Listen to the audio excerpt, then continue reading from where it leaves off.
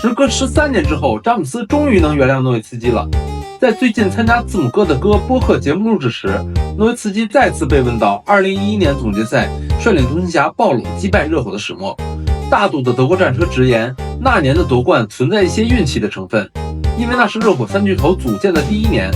詹姆斯、韦德和波什还没有分清彼此的职责，以及关键时刻谁该挺身而出。但了解那年幕后真相的球迷们一定清楚，高情商的诺维茨基绝对是在给习惯场内外加冕的詹皇留了几分面子的。当年他和詹伟之间一度到了水火不容、剑拔弩张的程度。今天就带大家回顾一下当年故事的始末。要知道，在2010到11赛季开始之初，外界几乎一边倒的认为热火将轻松捧得奥布莱恩杯，反而几乎没有人看好独行侠季后赛的前景，甚至将他们称作是一支打不了硬仗的常规赛球队。然而当年诺维茨基率领的独行侠一路斩落如日中天的湖人和冉冉升起的雷霆，打出几年来最强势的季后赛表现之后，此前看扁独行侠的所有言论全部噤声，除了詹姆斯和韦德之外。总决赛前4场战罢，两队战成2-2平。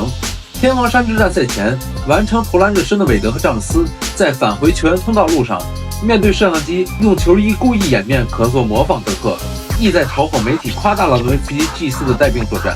在看到詹伟缺乏体育精神的行为之后，场上一下温文尔雅，德克却一反常态的冷酷回应道：“他们幼稚且无知，但这并不会为我带来额外的动力。这可是总决赛，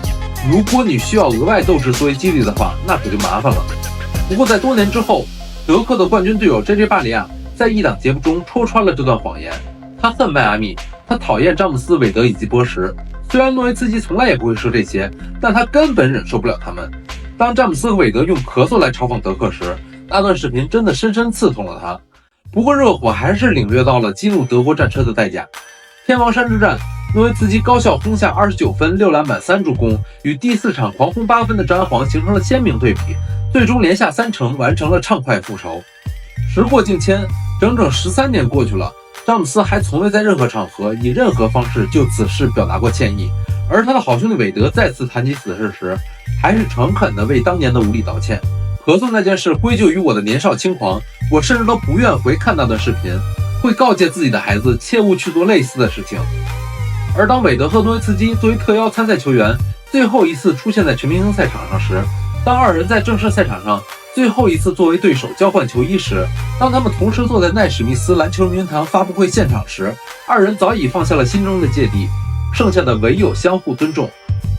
只是不知道自诩历史第一人的詹姆斯何时会放下身段原谅诺维茨基呢？这里是篮球幕后，我们下期再见。